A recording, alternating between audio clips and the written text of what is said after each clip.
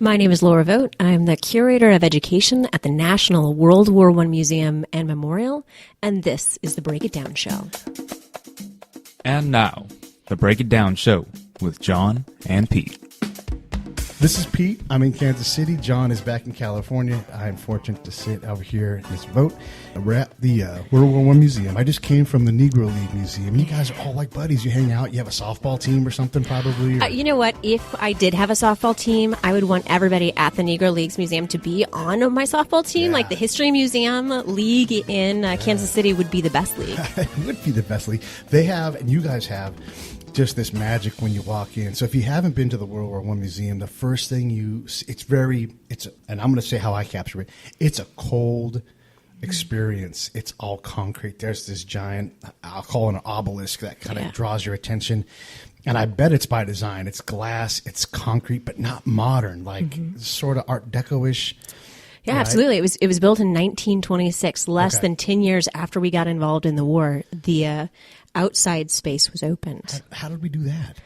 Well, honestly, it came around to that civic mindedness of Kansas Cityans. They wanted to create a memorial for those who lived through and those who died during the World War. Like if you look at the base of the tower, it's not World War II. It's the World War, that war that hopefully would have ended all wars. Right, but it didn't. And there's a lot more to the story. So then you walk in, and there's a field of poppies that you sort of hover over. Tell us about that. So when you walk into the bronze doors underneath it's actually a National Historic Landmark.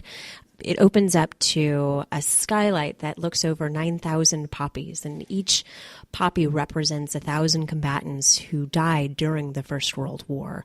So with a total of 9 million.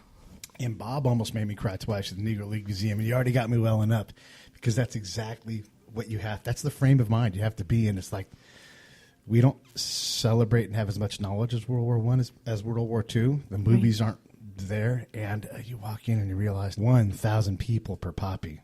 Holy cow! So it's a heavy load, and you guys do a great job. I love the display where you guys in the movies they show like the trenches, but in reality the trenches you have to make them for a movie, and you don't capture the 3-dimensional aspect of how deep and how cold, miserable these places were. Absolutely, and it depended upon where in the geography you were and for whom you were fighting. But a trench could go anywhere from kind of a 4-foot deep mud hole, which was early on for the French, all the way through to some amazing concrete structures that the Germans were able to build over the series of years. Because the war itself took 4 years. We went on a battlefield tour this last September, and it's amazing to see they actually trying to bring bits of humanity into this terrible, terrible war.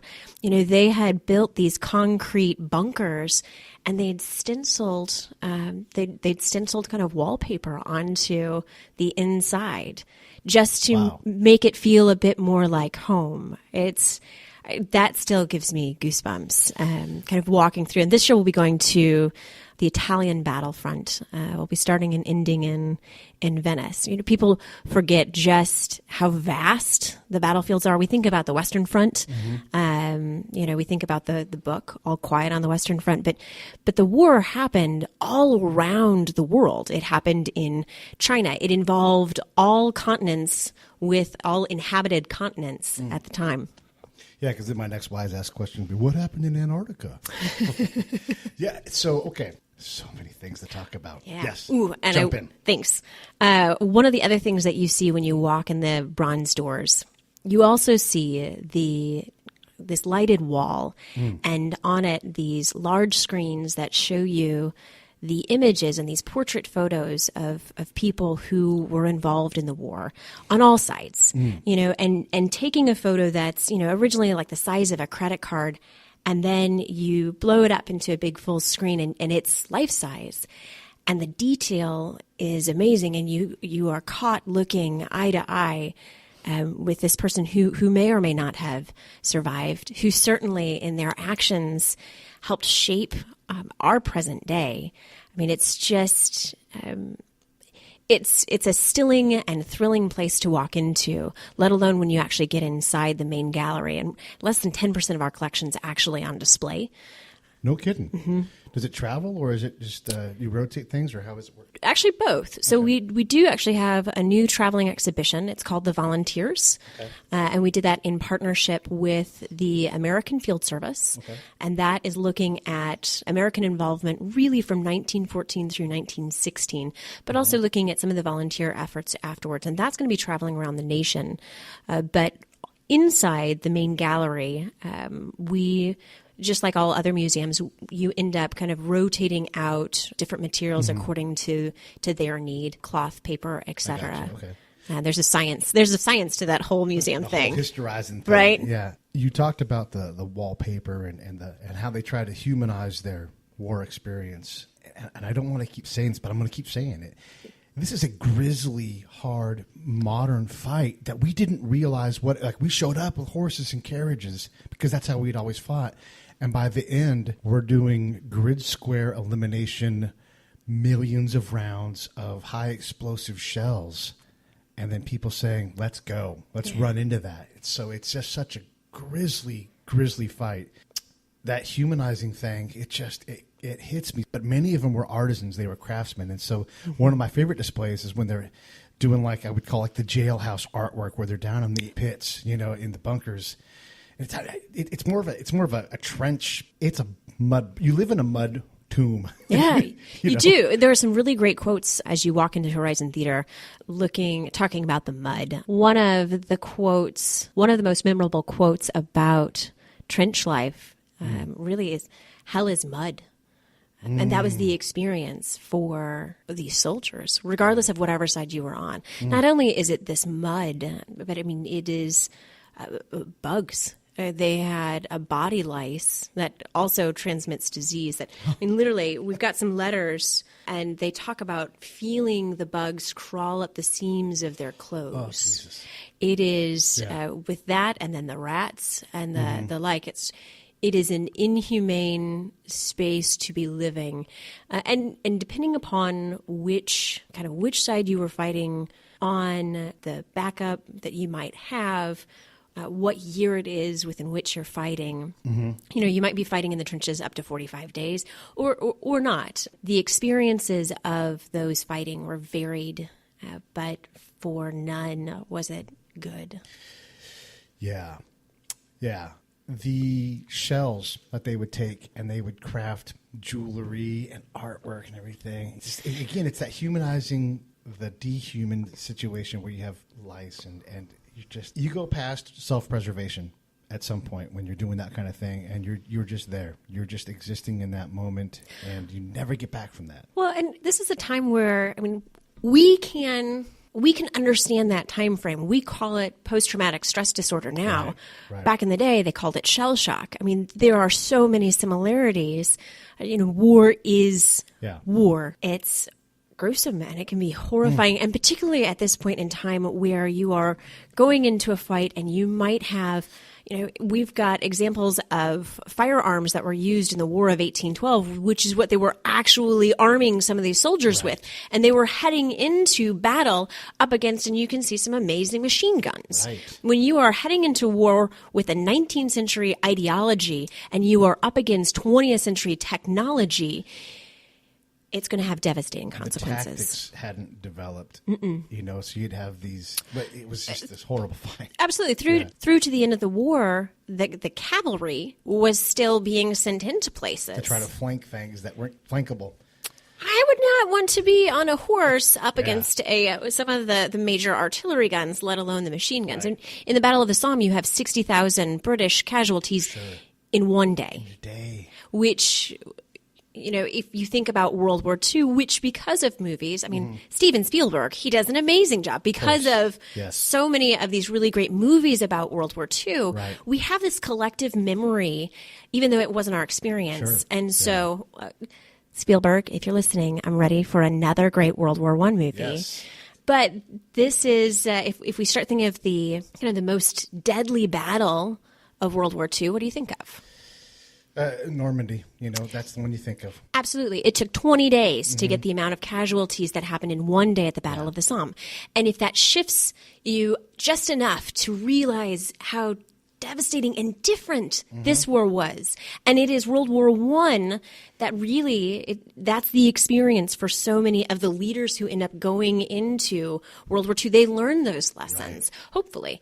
And we still have a lot more lessons to learn from the First World War. It is going back and taking a look at how do you craft a peace that is a lasting peace. After the armistice was signed on November 11th, 1918, all of these diplomats come together from around the world, and they start reshaping the maps. Yes.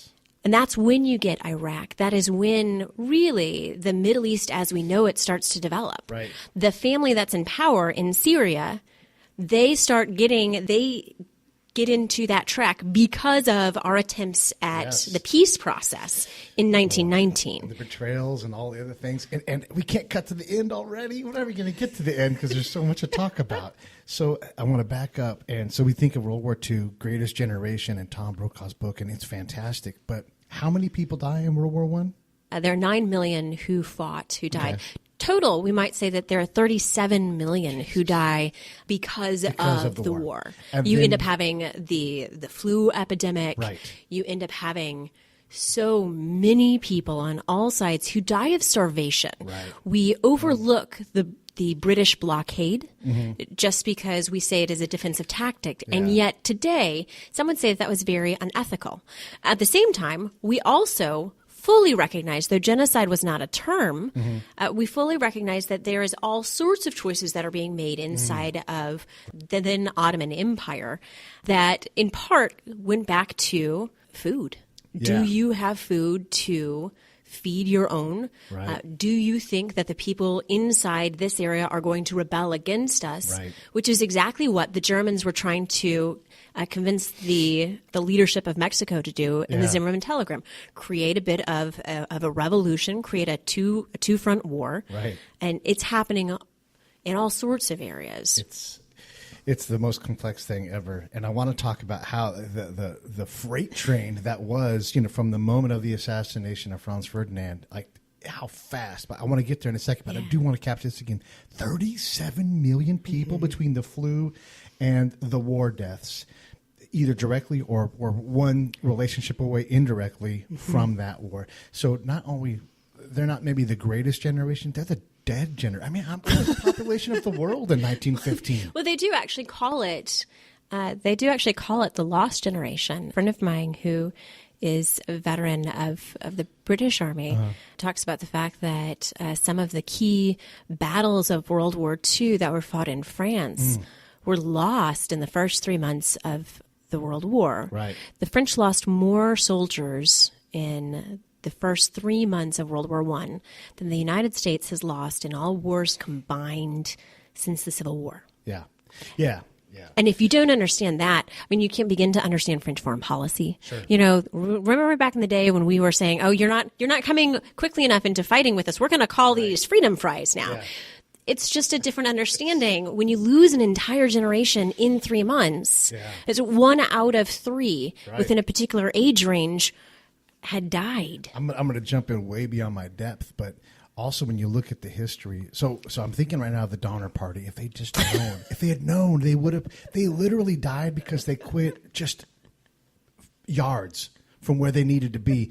If the Germans had known and they could have pushed and taken Paris, There's some really great books about this, actually, and there are very smart and really kind historians who I have worked with and who have been here to speak who disagree on whether or not the Schlieffen Plan was executed according to the actual order given. That for much of the Schlieffen Plan's existence, that it was supposed to wrap outside of Paris. The last time they actually practiced it, they intended to fall short, which is an interesting. It's an interesting idea. So, the Germans come up to the edge of Paris and easily could have done something different, but because of tactics, because of planning, because how those things happen.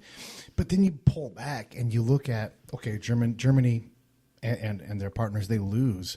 But it's easy to see why a lot of the German population who were in the trenches were like, we didn't lose, you know? The propaganda was outstanding on all sides. Right. And really, when folks were heading to war, the Kaiser was saying, you will be back before the leaves fall. Right. The British are thinking that they will be home before Christmas. Right.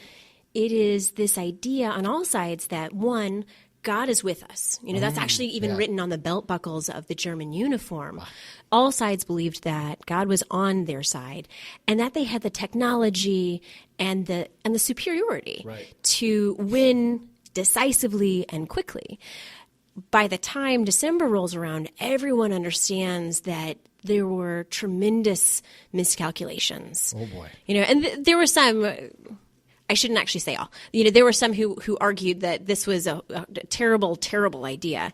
We have an exhibition online called Home Before the Leaves Fall. It's part of the Google Cultural Institute. So if any of your listeners wants to take a look at some of our artifacts and some of that story of the first few months of the war, they can head there, and I'll look up. You can actually get to that via our website, www.theworldwar.org, and under exhibitions, go to online exhibitions. You can actually also check out an online exhibition about food in the First World War. If you are looking for a really great gluten-free chocolate cupcake recipe, that is online. I mean, we think that they're so far away and it's so different 100 years, and yet these recipes are low fat, low sugar. They're looking for alternatives to flour. It is so 2016. Yeah, it does. It strikes me all the time once we cross that 100-year barrier and how similar those people are to us. There's a lot of differences,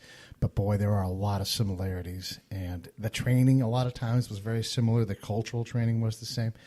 And when you read these letters, when they talk about their loved ones, the letters get you right in the heart. They really do. They really do. And some of these stories, I mean, we have a hard time understanding just the heroism and the sacrifice. Yeah. I mean, one of my favorite stories actually has to do with an American who fell in love with a Scottish nurse when they were behind the lines, behind enemy lines, both volunteering in a hospital. Then America gets into the war. He ends up going back to the United States, gets into the service, ends up catching, I don't believe it was the flu, but ends up becoming really ill in it's either Britain or France. And the Scottish nurse managed to escape from behind the enemy lines from the hospital to get to his bedside and nurse him back to health. I mean, it's just these amazing stories that you hear. Yes. And, you've got people who are fighting for their country, who are fighting for their loved ones,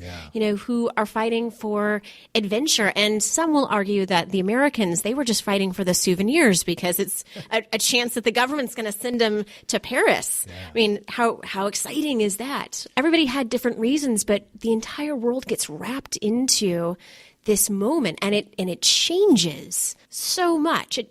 It changes the entire world. It changes our technology. It changes how we handle medicine. Right. It changes diplomacy, economics. The lead up to the war, we were talking about a global economy and how interconnected the world was. And I'm not talking about today. I'm talking about 100 years ago.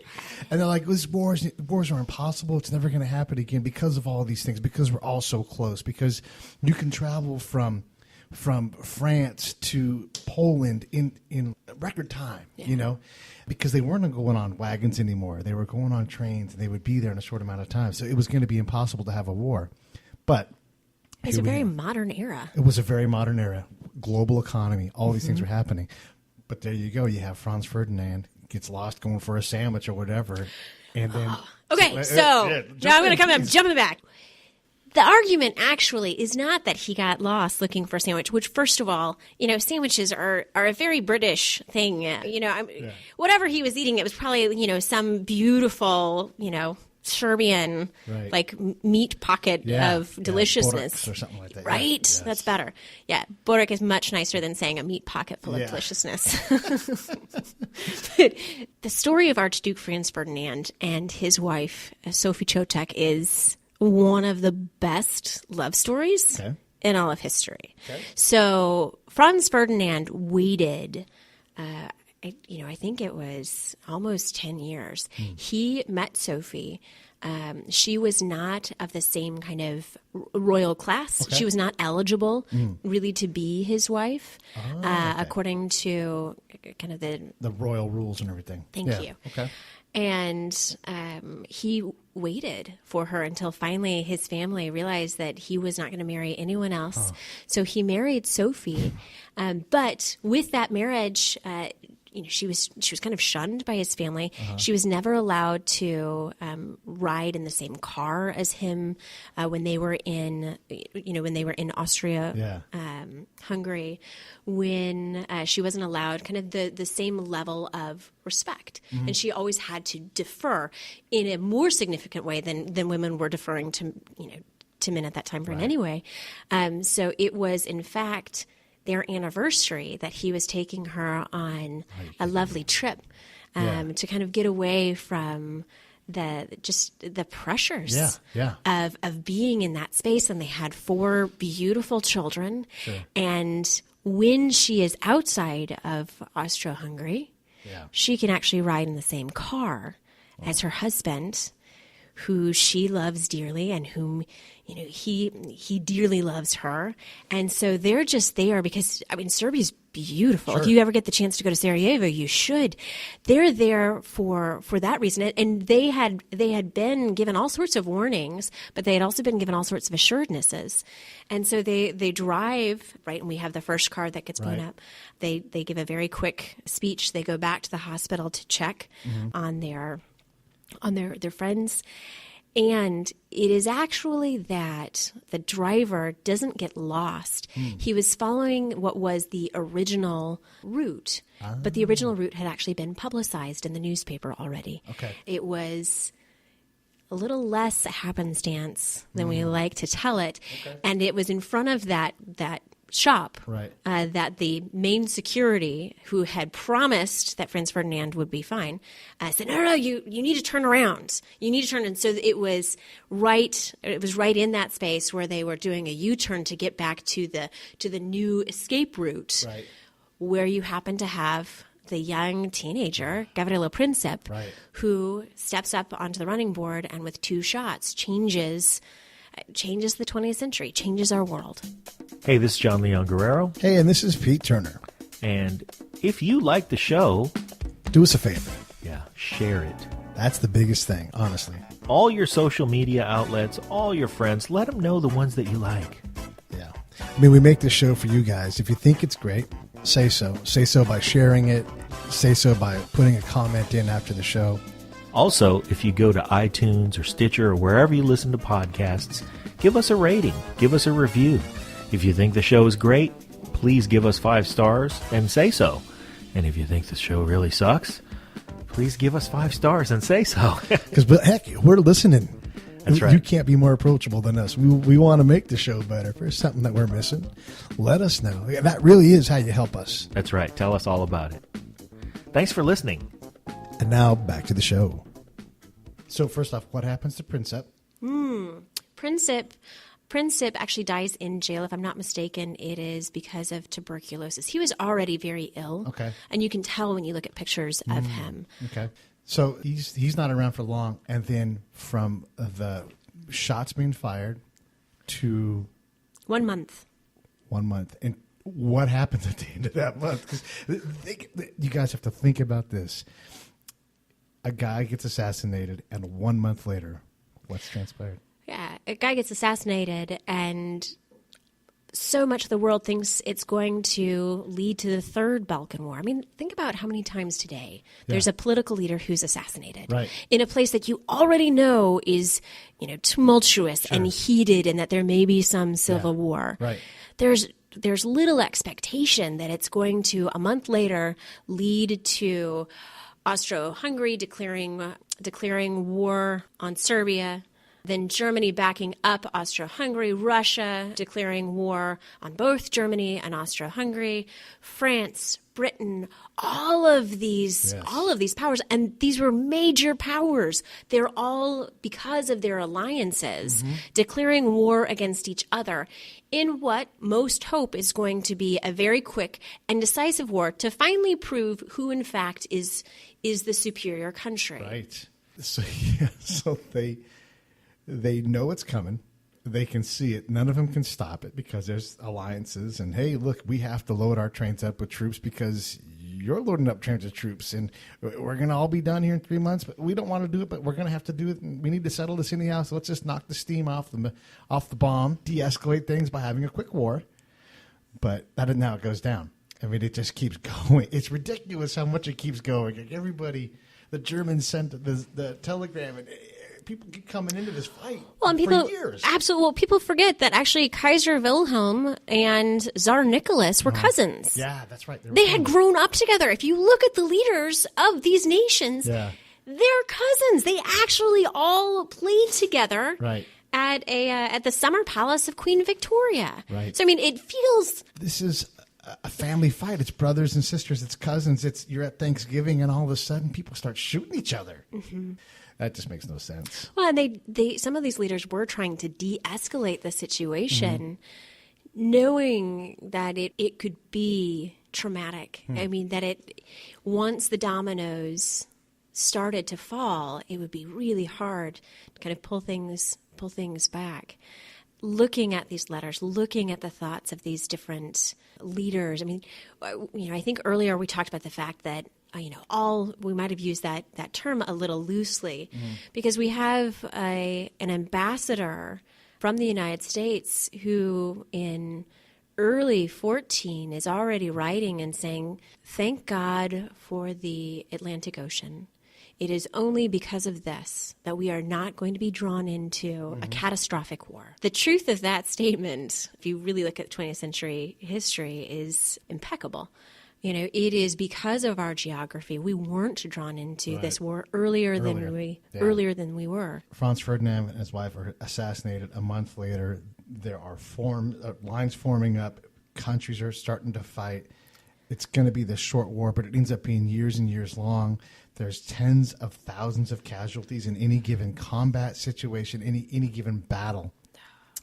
The humanity, the grisly nature, the letters, all these things. And the support. We have a hard time understanding in modern America, Britain and the like. We have a hard time understanding in modern Western civilization the level of support and sacrifice on the home front for their soldiers. Right. I mean, inside the United States, we actually were able to divert about 20% of our of certain crops so that they could go overseas and help feed the Belgians. Okay. Can you imagine Americans changing how they ate today to support the military? Yeah. That's too personal. That's too personal of a sacrifice for us to do. We might put up a bumper sticker. We might put up a sign, but don't ask us to change how we eat. Yeah. There were drives for metal. We've got a beautiful quote of, I think it's a 12-year-old girl who is going around her grandmother's house collecting all this metal. And her grandmother finally says, if you want to be sacrifice your metal soldiers and sacrifice that for the war effort. You've got women who, for the first time, are going into the factories to be building ammunition and the like. It's stunning how the cultures and these home fronts kind of support their fighting forces. They support their government, and it really is. It's a war on all fronts. And again, talking about so much sacrifice for so many, it was in fact a time of kind of starvation and loss. I mean, not only are you losing your loved ones, but in France, these beautiful farm fields. If you think about French food, champagne. Yes. Think of, Alsace-Lorraine, like Lorraine cheese, all of these different places. Actually, it's geographic regions, right? Bordeaux. Right, Bordeaux, yeah, right. These are all just the names of a geographic region, and these are geographic regions that are absolutely decimated Yes. by artillery shelling. Right. Still to this day, tons of metal Yes. 100 is years later. absolutely is pulled out of the farm fields every spring. They actually have some incredible bomb technicians known as deminueurs who go through, and I mean they're a historic bomb squad basically, Right. and they can check on all of these shells, and they get rid of them in appropriate ways. But they actually ended up. I mean, it changes everything. Absolutely. Yeah.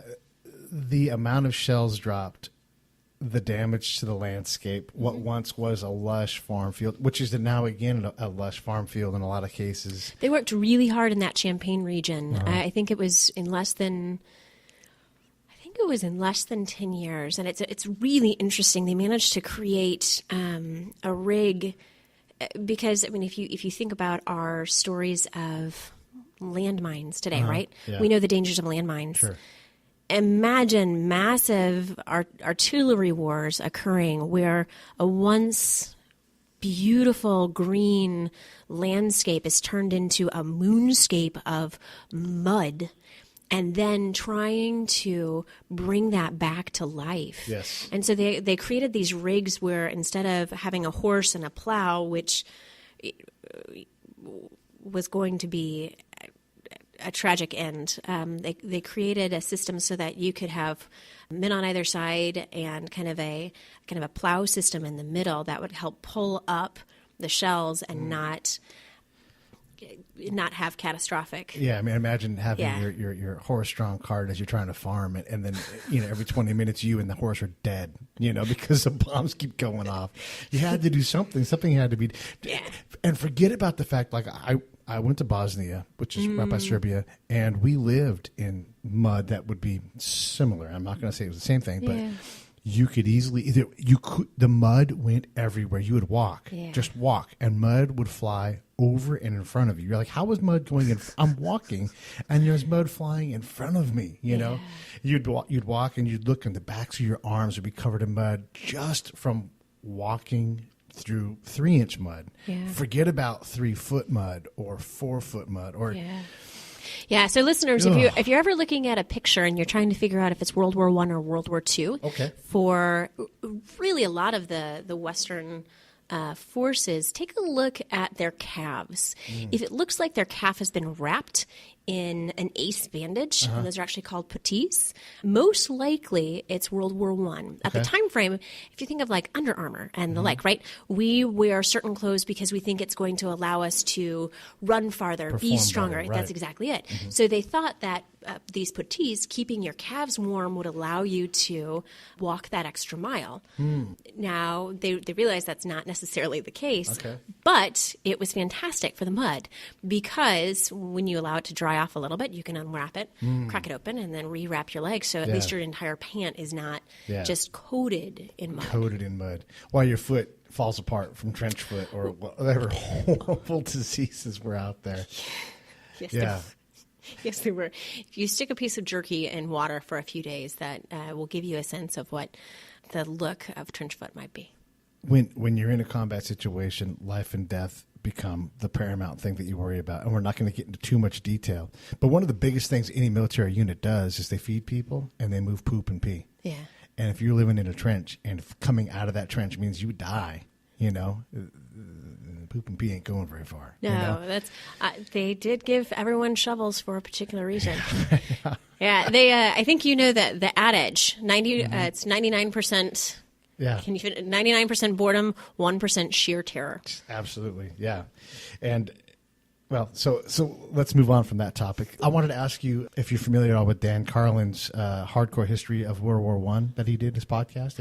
I have listened only to a short bit of it, but I am wildly familiar with just how many people have been introduced to the tremendous stories and how incredible history is because of Dan Carlin's storytelling. Yeah, Dan Carlin's done a great job. So definitely check out his podcast. And if you get the chance to come to KC, you cannot miss this museum. It's fantastic. And it's just not a museum like, hey, I'm going to go through the Museum of Art and 20 minutes later I'll be outside of it, or even 2 hours. This is one where you can sit and read and experience what like I said, the letters. Yeah. And you read these passages from these letters and you just sit there, mouth agape, and you go, whew, man, and then I'm welling up right now. And then you go on to the next thing and you do it again. You're like, oh my God. It's a powerful place. So definitely don't miss it. There are quotes that are used throughout the main galleries to tell you the story of the war, because we really want those who lived through the war and those who may not have lived through the war to tell their story. Yeah. And we are the only museum in the world that really looks at the global story. We are a global collecting archive. We actually received our first piece in 1920. So it is a tremendous collection that's here.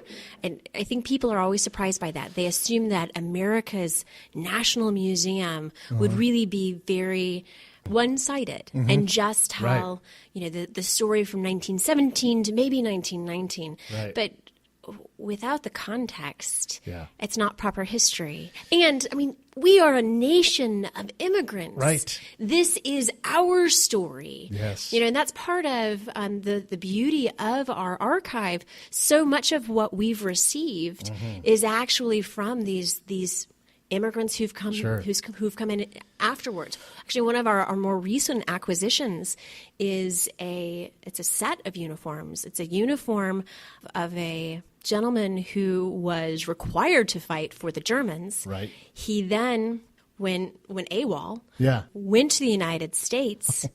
And then he joined the American Army. Right. And so we've got both of his uniforms and that story. Yes. I mean, it's just all of these stories. And we have to be sure that these stories aren't lost because they are inspiring. Important. They are important. Yes. They shape who we are today. And we overlook that a lot. If you are wearing any clothes with a zipper, you can thank the First World War. If you have a wristwatch on or a trench coat in your closet, ladies, if you have on pants, you can thank the First World War for making it acceptable for reputable women to be wearing pants. I mean, that's the low-hanging fruit right there. M&Ms, aren't M&Ms a World War I thing? It's a good question. I think they were. Know. That's why they're coded.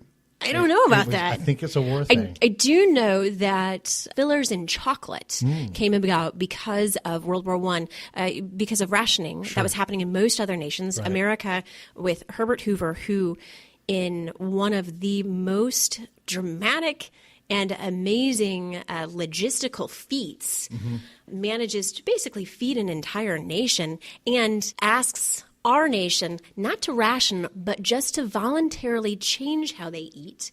We end up shifting our menus, our recipes, and the like.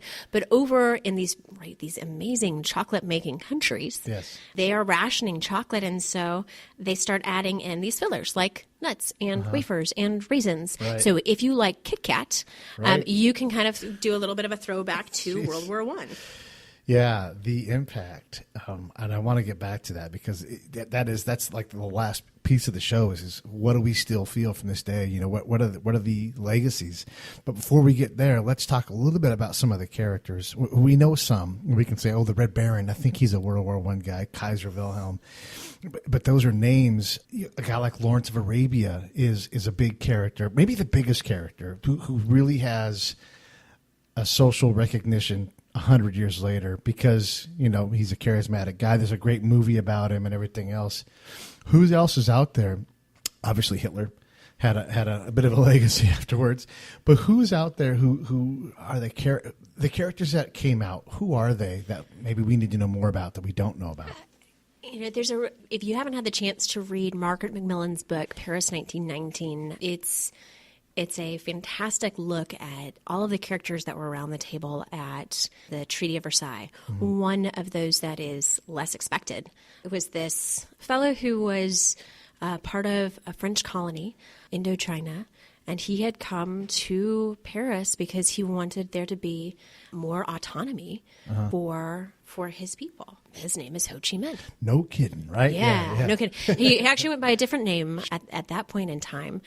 He actually wrote letters later on to the American government, and it was only when he was kind of denied a voice in Paris and through the U.S. government that he ended up going to Russia, and that's when he decided to embrace communism. Right. Imagine how different it would be if that dishwasher had had a chance to have a 45-minute or hour-long conversation with Colonel House. Right.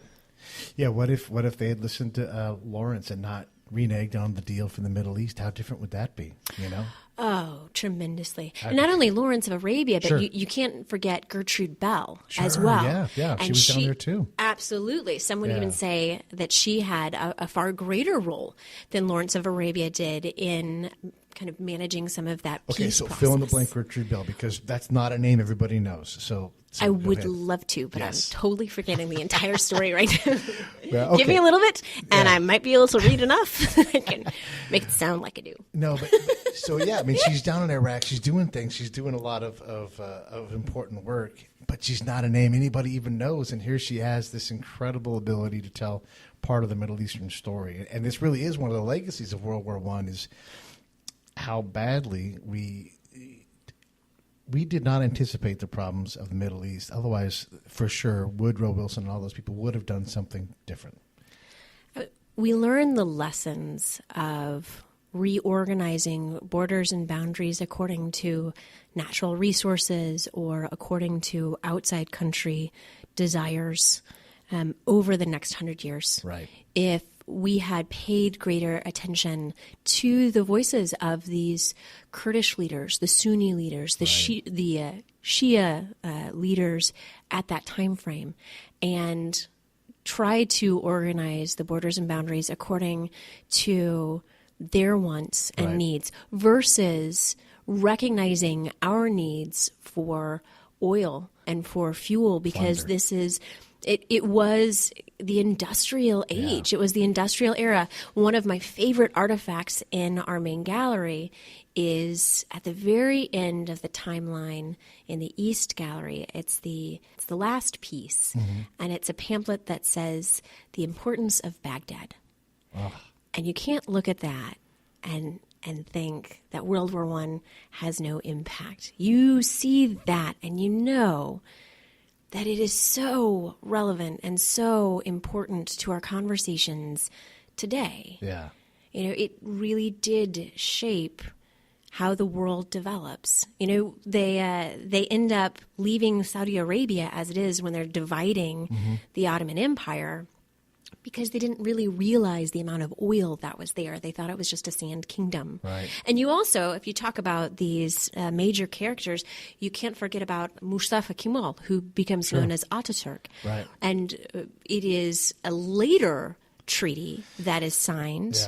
Yeah. The United States actually never declared war against the Ottoman Empire. It's a later treaty that's signed that ends that war in the Middle East, a later treaty that creates Turkey as we know it today. It is that particular leader who gave women the right to vote in Turkey before women had the right to vote inside the United States. Oh, my goodness. Yeah. There are so many assumptions that we make about the world that if we slow down for just a moment and start looking at the voices and start listening to the voices and reading the words of those who lived, it shakes up our assumptions. It shakes up our stereotypes. Yeah. And that's really important today. You said a couple really important things that I want to go back and touch on. One of them was talking about earlier about the supremacy perceptions of the white Europeans, of the white European males.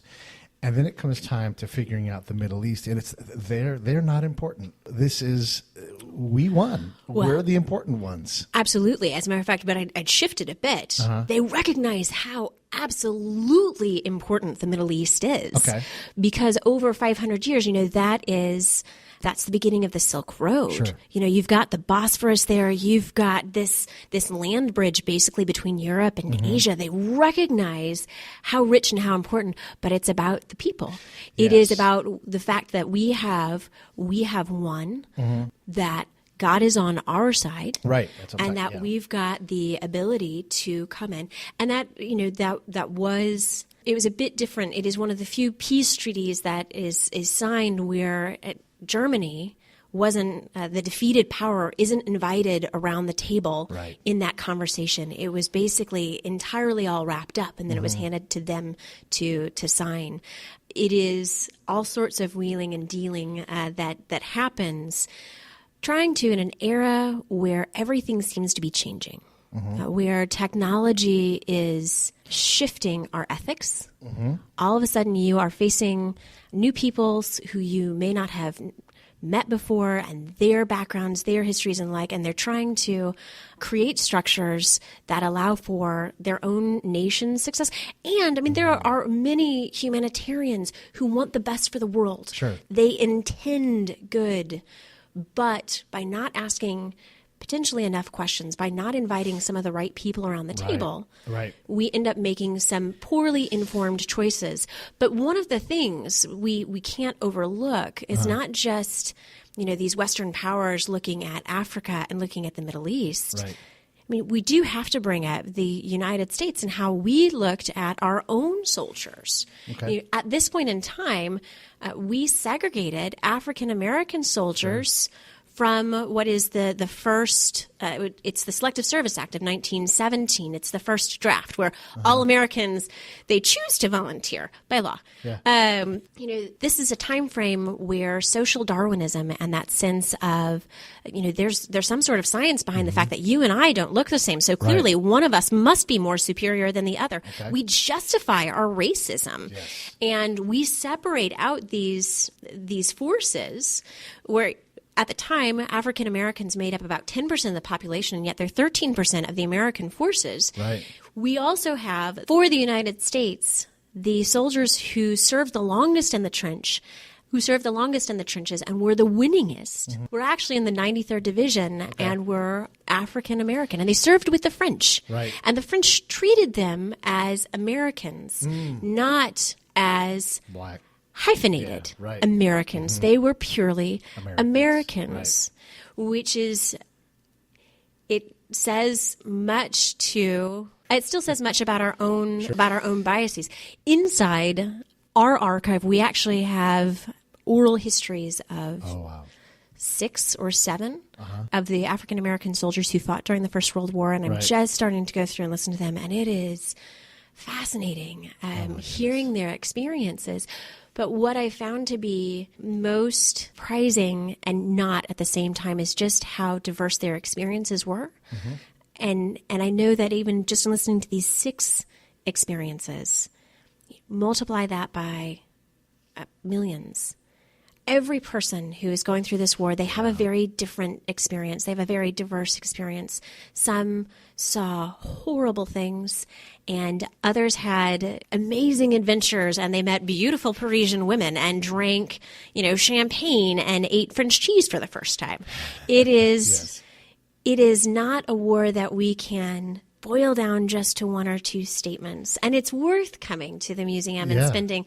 It's a 2-day ticket, and everybody should be able to go through at their own pace and see and read and look at these items. Everything that's in there is from that era. It was held by someone. It was worn by someone. It was made by someone of that time frame. And when you get the chance to just look at it and think about the last person and think about the person who made it. Think about the body that was inside that uniform. You can't help but be moved. It's the first real war that has that experience where Ken Burns did a great job with the Civil War, but it's just a little bit too, the Spanish-American War. 10 years earlier, but just that far enough back in time that you don't have all of the recordings. You didn't have all of the different ways to capture it. You guys' collection starts like 2 minutes after the war is over, It's an incredible ability to look at that, and then all of a sudden now you're looking back at a face from 100 years ago, and you're looking in the mirror. Yeah. And I'm telling you, this museum is really special with that stuff, so it's super cool to hear you say that. I was going to ask you, when we're really bad at drawing the lines, right? And we had such a great opportunity. Woodrow Wilson's trying to build this League of Nations and all these other things that happened. it was a good first try, you know, and you're supposed to screw the first one up, but we never really had a chance to have this really, I'll say, noble vision, noble goal. I mean, like World War II, like we put the Germans in a situation where they were going to have to renege on the deal. They were going to have to do something pretty big because they were never going to get out from underneath this thing. And yet, to the credit of German political leaders today, they actually paid off their World War I debt within the last few years. Did they really? Yeah. There's a legacy. Jeez. Right? We didn't get it right into World War I. Has there been any other comparable situation where you have such a big conflict where you can take the lessons and apply them? It's always challenging to be a historian and an educator and try to forecast, right? Because what I do and what we do here is look back at the past and tell those stories of the past.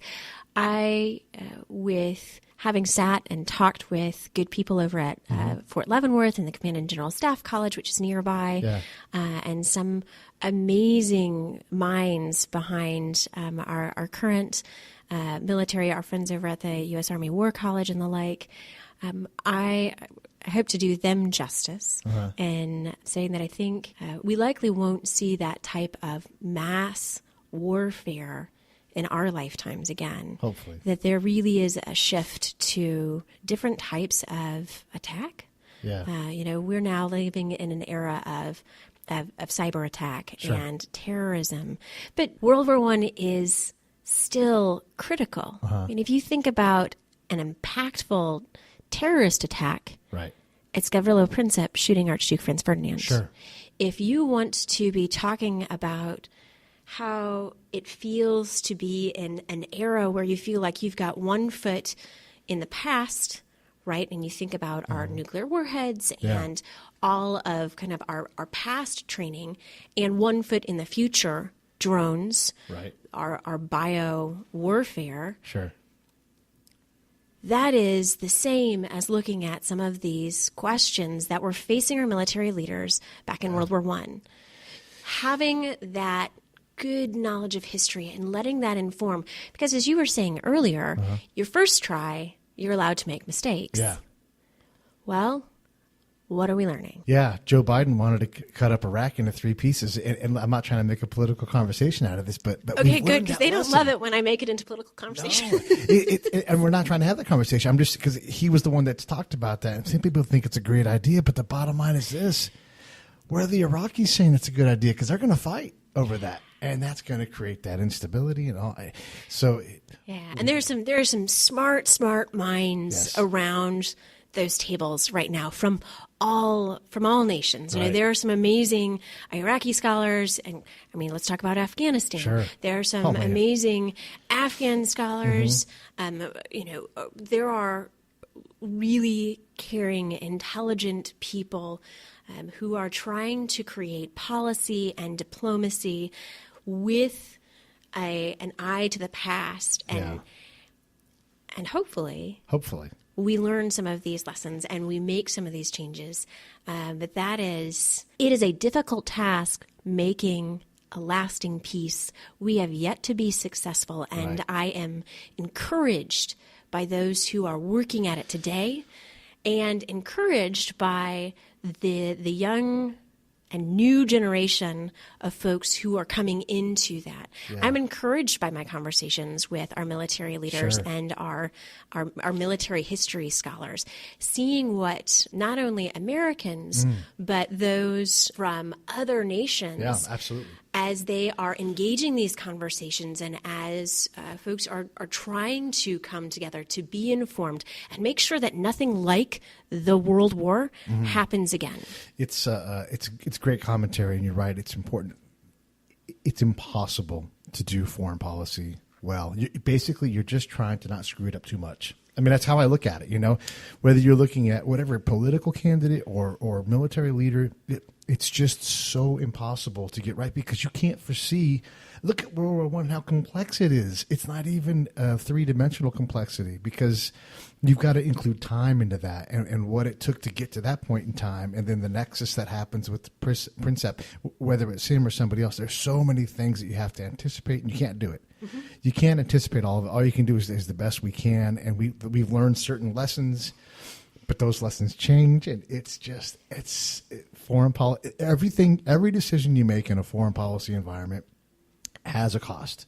We can't be isolationists. We can't be interventionists. We have to be a combination of both. Mm-hmm. And the thing that I do like, and especially with what you said, not so, and I'm a military guy. I love my people out here at CGSC and Fort Leavenworth and all those folks. Yeah, I do love you. I think you're the first. You're the first person I've talked to who threw down grid square as part of your just question and probably there. Well, that was awesome. Those things matter. Tearing apart a grid square on purpose and by design with math is incredible, and that we still do that to this day. The thing, to me, it's even more powerful is the power of our ability to push culture out. Google's ability to tell you everything about, you think about how much data they have on fitness, on where you walk, when we sleep, what temperature our house is at. There's just so much data now, and we can push it out so much further that the things like the eugenics and all the superiority stuff, it's just, there'll be new things. But it won't be those things. Right.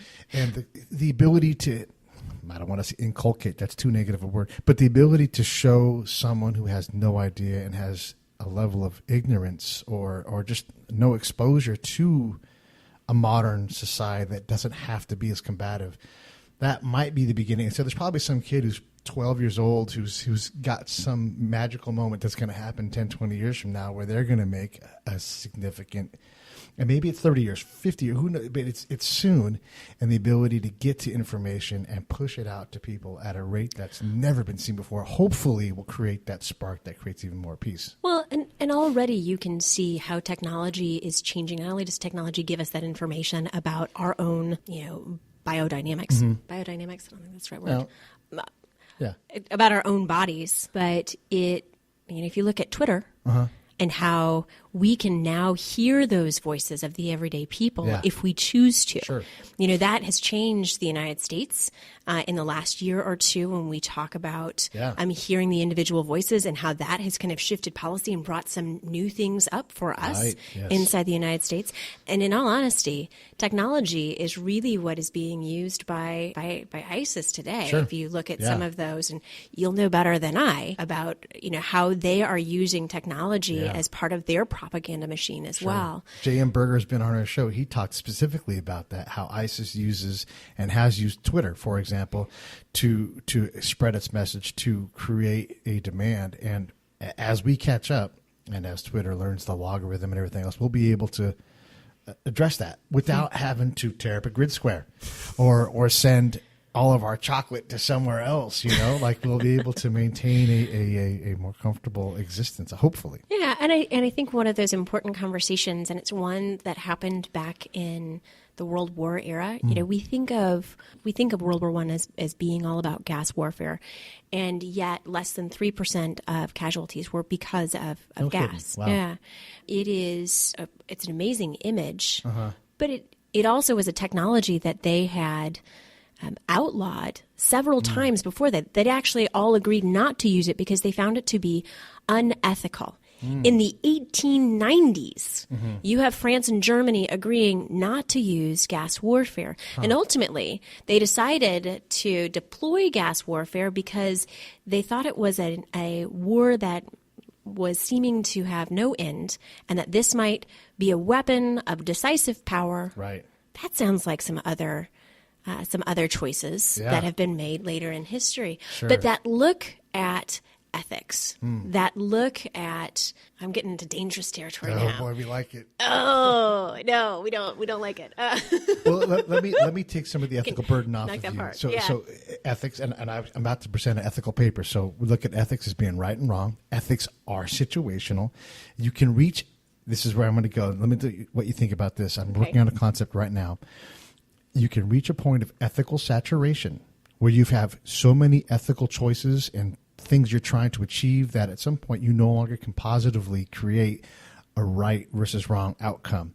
You know, you're not supposed to gas people, but we're killing people left and right because of this combat, and we can't seem to break it. So we have to make this unethical choice to gas each other, which turns out to be terrible because you can't control where the gas goes, and you end up killing your own people, and but something has to give. So now the unethical can, in theory, in Pete's theory, which isn't developed yet, but it's starting, the unethical can become ethical, and the ethical can morph over to the unethical. Does that make sense at all? It does make sense. And if any of the listeners want to come visit Kansas City, hopefully sometime soon, not only can you go see the Negro Leagues Museum and come visit us here at the National World War I Museum and Memorial, but we're also really close by the Truman Library. And they have an amazing conversation about Truman's choice of using nuclear weapons. Sure. And that speaks directly to this conversation about what is ethical and not, and they do a great job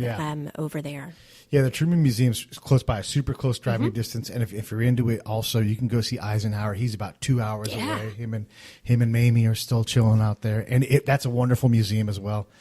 And you're right, that Truman decision, you know, and people still argue very strongly on either side of it. Well, you know, and that's the power of history. I mean, whether or not you are looking into World War I or World War II or the Gulf War, you know, or the things that happened in Bosnia not that long ago. Yeah. It is powerful weapon for your brain to look into history and to be informed, because it makes you better prepared for our present. It makes you better prepared to make good choices for the next generation.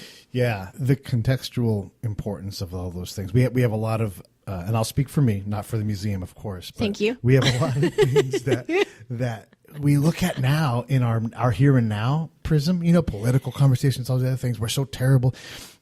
At the Negro League Museum, we talked about how if you look up civil rights, if you look up on racial equality, anywhere, you're going to see is America. This is the one place where really, I'm not saying we've got it right, but we've really made progress.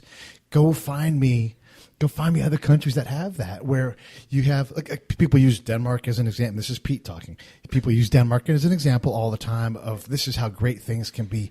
That is a homogenous country where you have a bunch of white people all together, and you're not going to see the level of diversity that we have here. And diversity brings balance, but it also brings a lot of cultural intersection. And that is one of the amazing things about the United States, that we have such diversity, and it makes the United States unique and strong. It is a conversation that we not only are having today, because we do still face challenges about our own history and engaging diversity and doing that well, whether or not it is gender diversity or racial diversity. But it is the same conversation that was happening 100 years ago.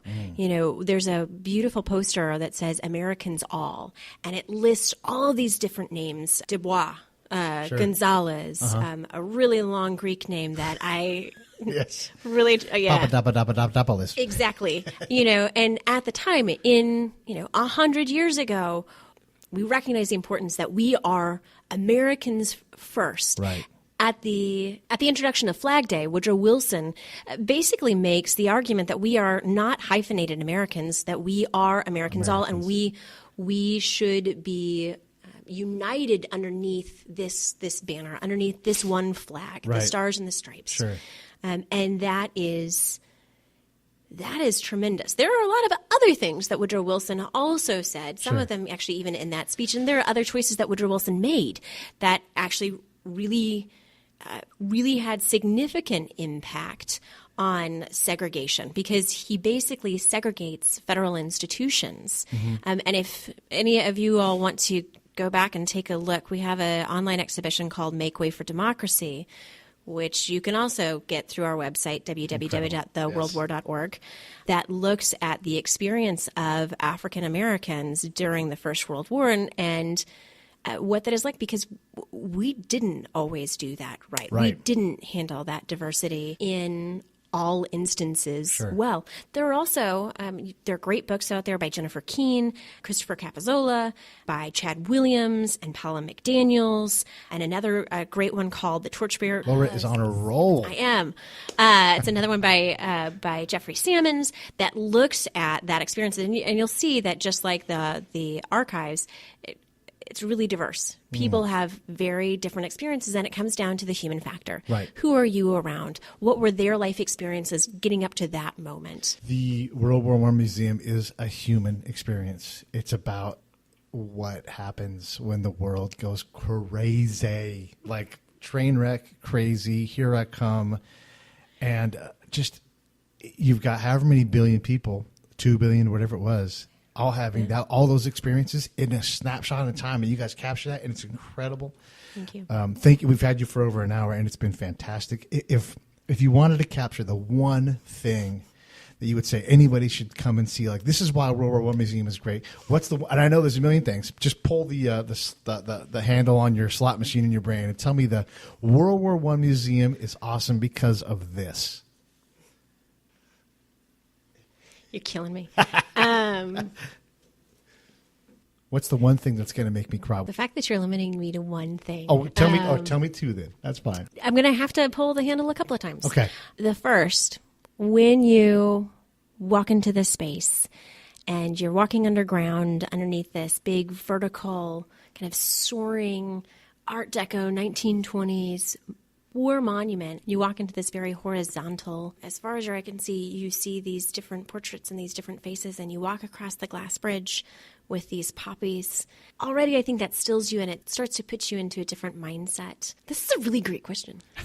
Good. That's what I'm here to do. That is such a tough question. If I had to pull that lever, I think for me, one of the most important things, or just that one thing, might be the Great Freeze, and it's a little bit difficult to get to because this space was created before there was an ADA, so you've got to go down some stairs, but it's this beautiful frieze that is at the north end of our campus, and it says this quote at the top of it, that these have dared bear torches of sacrifice and service.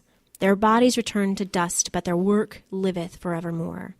Let us strive on to do all which may achieve and cherish a just and lasting peace among ourselves and with all nations. See, look at my eyes. They're all... I'm trying not to full on cry. That's serious. That stuff hits you, you know?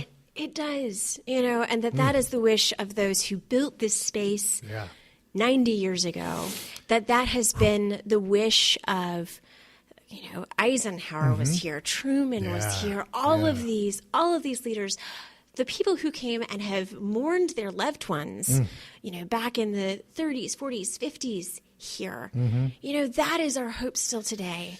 And that is how we tell this story as well. You do it well. You do it well.